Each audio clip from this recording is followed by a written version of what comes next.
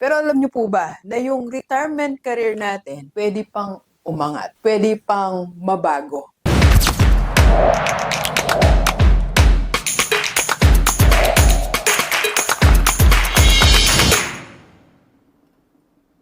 Okay, Gilliver, sa lahat ng mga pa-retire na, sino po dito yung 50, 60, 50, 53, mag-54 na ito si Doc. Mga kasing edad ni Doc. So, ang payo ko po sa inyo ay hanggat kaya natin, hanggat meron pang time, i-accelerate natin or improve, paangatin natin yung retirement career natin. Okay? So, dalawa po kasi ang senaryo na pwede natin gawin sa retirement natin. Ito po ang first group. Ito po yung old way na ginagawa ng mga retired. Ito yung mga 60. Yan. So, yung iba po, waiting. Doon ka ng waiting. Waiting na lang po ng pagkatok sa pintuan ng K. So, ito yung mga hindi na nag-work, sa bahay na lang. Alam mo yun, na-enjoy naman nila, pero hinihintay na lang talaga nila na mag-60, mag-70. Marami po niyan. So, akala kasi ng madami, pag retired tayo or kung matapos na tayo sa isa nating career, ikaw ay teacher, accountant, o kung ano man ang profession natin, natatapos na doon. So, kaya waiting na lang sila nung manghina sila, waiting na lang na tumanda sila ng tumanda. Or yung iba naman po is ginagawa pa din yung same kung anong ginawa nila. For example, marami akong nakikita dahil nasa academe tayo, no, na mga retired teacher, retired principal. So, ngayon, nagtuturo sila sa masterals, nagtuturo sila sa PhD students. So, okay lang din naman yun. So, malalaki din po ang percentage ng ganun yung ginagawa. Or yung iba naman, nagpa-farm. Yan. So, madami yan, nagpa-farm. Yan, nakita natin na pag 40, nag-start ng bumili yan, nag-invest na sila sa farm. Para pagtanda nila, nag-cultivate ng farm. And it's so relaxing. Maganda din po yan na puntahan natin pag retired tayo. Kaya lang, ang comment naman po na ibang mga experts dito is pag matanda na tayo tapos na-overexpose tayo sa hard work po kasi ito physikalan yan eh.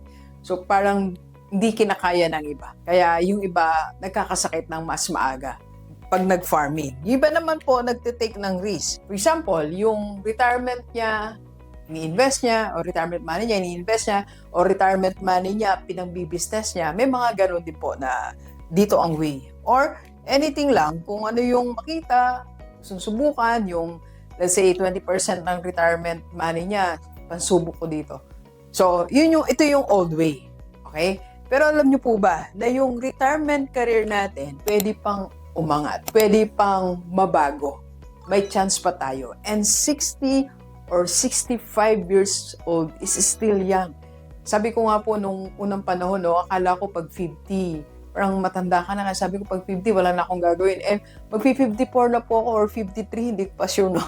Mag-53 na po ako, pero parang feel ko, ang dami ko pang pwedeng gawin. So, yung career natin after retirement sa previous work natin, pwede pa natin iangat, iplano lang natin. Ano yung pwedeng gawin? So, isa po to sa pinupuntahan natin or tinatahak natin ngayon. Kasi dalawa po ngayon ang focus ni Rockstar, no? Sa buhay natin. One, Rockstar Seminar and Coaching, ito po yan. And ito naman as financial educator. So yun po ang isang career na kinakasaya nito. Kagaya ngayon, nandito tayo sa Makati. Masayang-masayang gawin natin to kasi mamimit ko po ang aking team, fellowship kami, magpipray kami, mag-aaralan kami dito. And I'm so very happy doing these things. Okay? So, as financial educator. Okay? So, paano naman aangat yung career natin dito? Unang-una, you can earn more. Kasi most of the retired po, ang naiisip na lang, paano gastusin ang retirement money. Tama? Kaya hindi tayo naabot eh. For example, pagdating ng 70, isang pag nakakwentuhan mo, wala ng pera. Isang 3 years pa lang, wala ng pera. Kasi walang ibang source.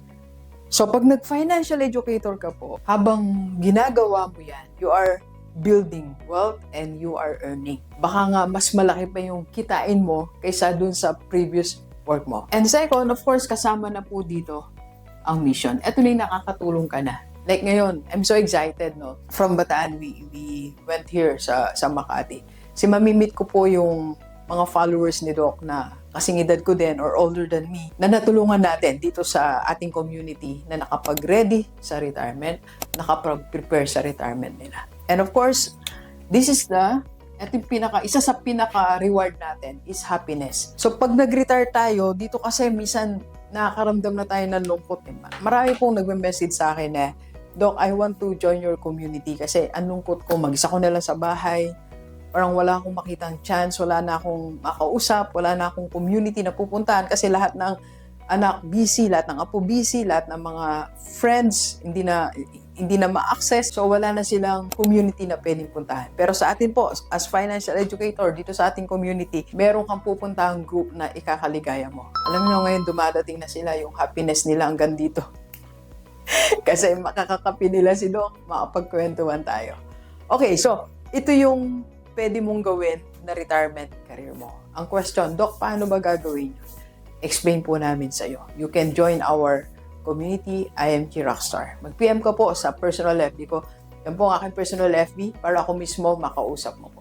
Okay? So, be happy, be mission-driven, and earn more for your retirement career. Tulungan ka namin. Accelerate natin yan. Let's go, let's go. Kape po. Kape po tayo.